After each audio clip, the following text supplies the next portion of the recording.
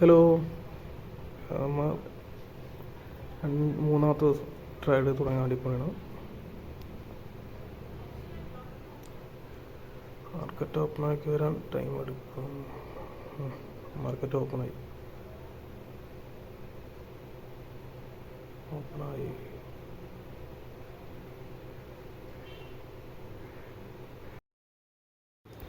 അങ്ങനെ ഒരു ട്രയഡ് എടുത്തിട്ടുണ്ട്. സെൽ ഓർഡർ കൊടുത്തു. അതിന് നാളത്തേക്ക് കാണിക്കുന്നുണ്ട്.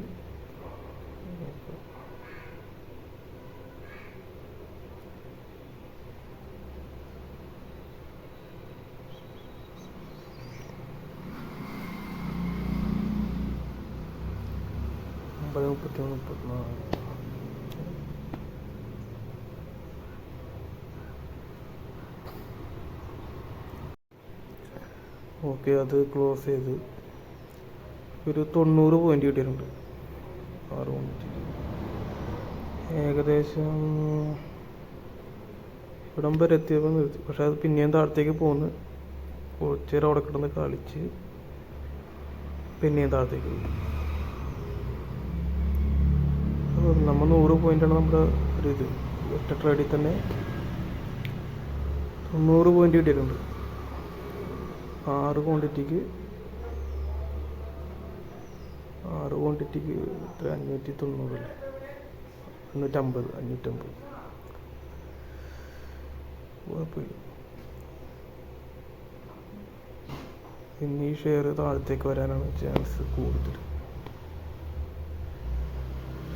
ഇന്നലത്തെ ട്രേഡ് 8 ട്രേഡ് ആയിട്ട് എടുത്ത് 8 ട്രേഡ് എടുത്ത് ബൈയും സെല്ലും ചേർന്ന് 16. പക്ഷെ ഇന്നലെ നഷ്ടമായിരുന്നു. 400 പിടിച്ചെങ്കിലും ബ്രോക്കറേജും കഴിഞ്ഞൊരു 50 രൂപയായിട്ടുണ്ടായി. ഇത് വെച്ചിട്ടൊക്കെ എങ്ങനെ ട്രേഡിങ് പഠിക്കാനാണ്?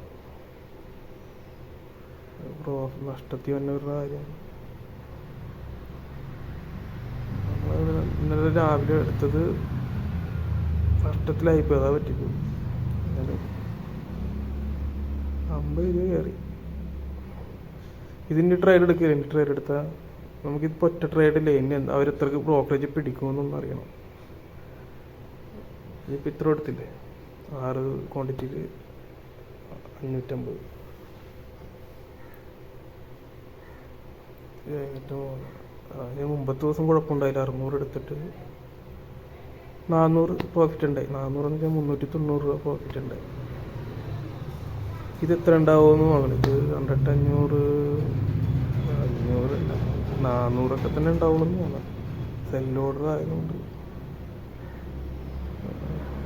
ഈ വര വരച്ചേക്കണ താഴത്തെ വരുടെ അവിടെ ഏകദേശം വരാനാണ് ചാൻസ്. അതല്ലെങ്കിൽ ആ മുകളിലത്തെ വരെയും ബ്രേക്ക് ചെയ്ത് മുകളിലേക്ക് പോകണം.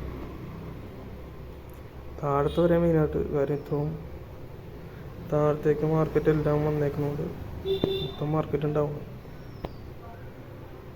ബൈയിങ്